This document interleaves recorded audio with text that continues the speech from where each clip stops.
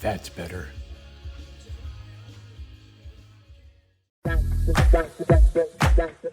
Well, welcome back. Here, this I think by count is video number 8 on this table, the never-ending project.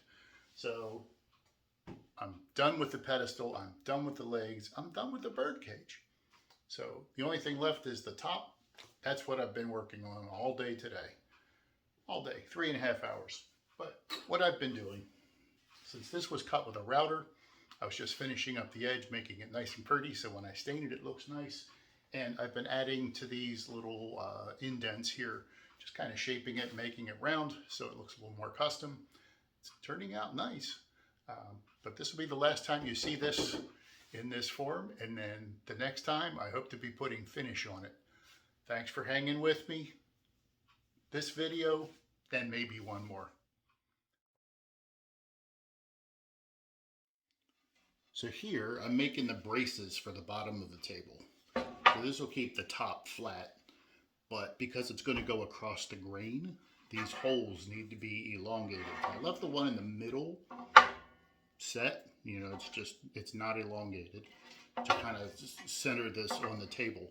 But these other ones need to be not only cut to the perfect depth so that the head of the screw stops the screw before it comes through the back of the table, but it also has to be elongated on the ends to allow the tabletop to expand and contract. So that's what I'm doing now. I've already drilled the through holes. I'm drilling to the depth where the head will go and giving that some room. So here comes some noise.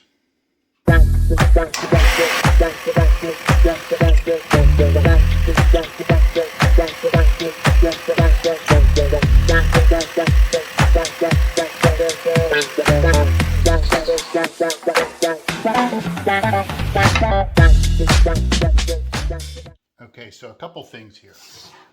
These are turned onto this piece, but they are too long.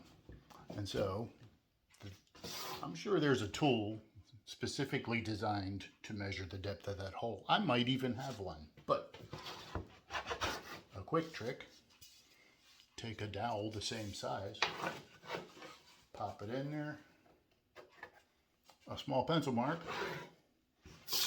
and now I know how deep that hole needs to be. Now the blue tape is on here because when this lid goes down, I want to have a little bit of a gap. So it's more for when I install it, but that's tip number 2. So here I go lining up my little thing here. Mark it, and I'll cut it off with the bandsaw, and that'll fit perfectly in that hole. So here I am all assembled up.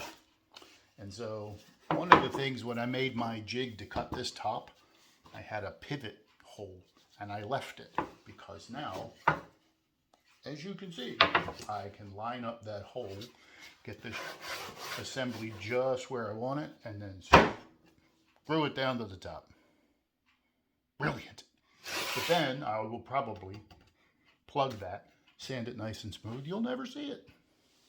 I might even put my name on there with my clever wood burning device. And another thing, now that I have this together, I wanted to make sure, you know, I had it a little bit skewed, but now that it's in place, I want to line it up with these scallops on both ends. So I was able to just twist it a little bit, and now I'll screw it down.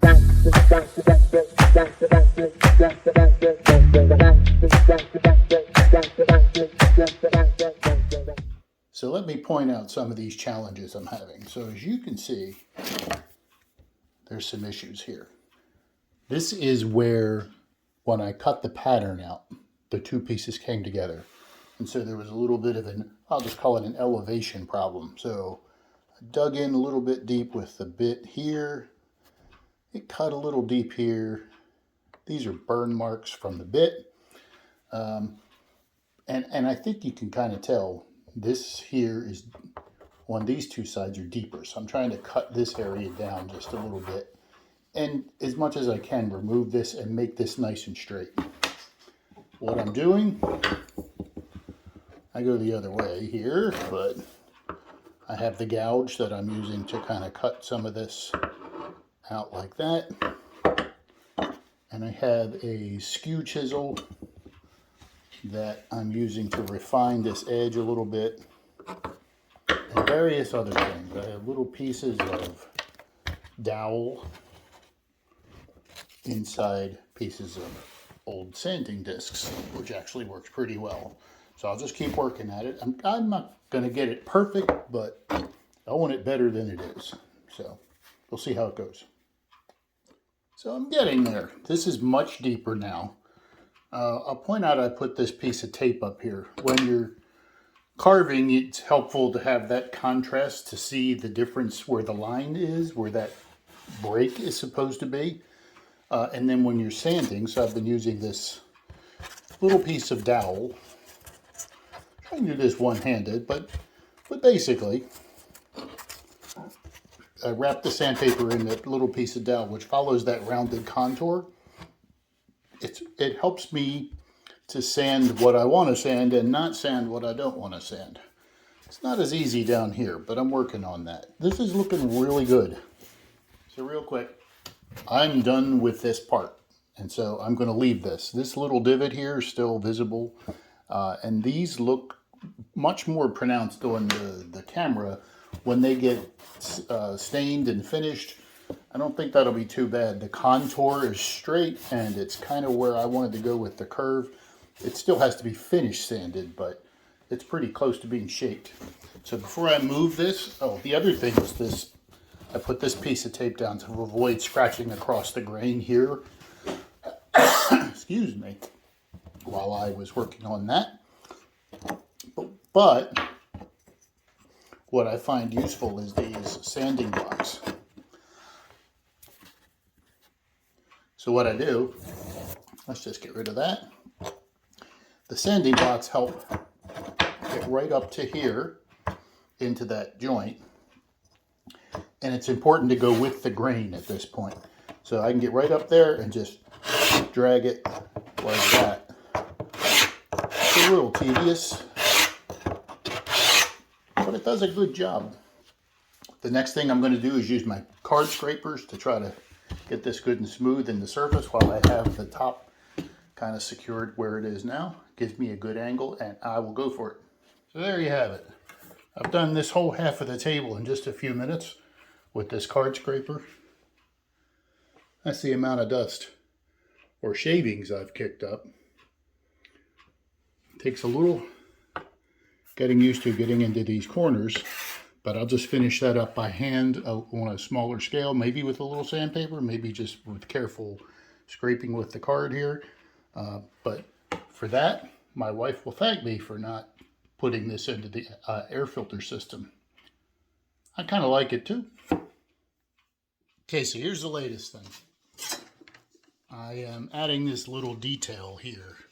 It's just where the scallops come together. I'm putting a little groove. So I'm using this triangular file to just kind of identify the line.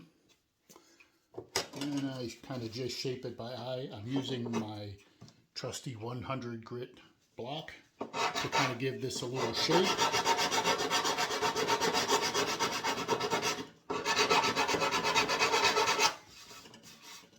And then the 150 block to refine things.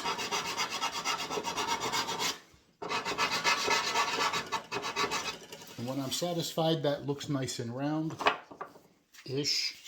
I use my sandpaper like this. And that helps round it over. That is also very hard on the sandpaper. And so what I did, just added a few pieces of masking tape to the back. I don't have any strip sandpaper, which would have been perfect for this, but I don't have it. So this has been working out very well.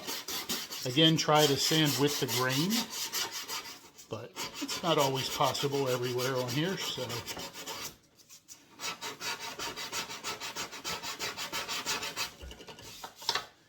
You'll know you're done when it looks right to you. It's that simple.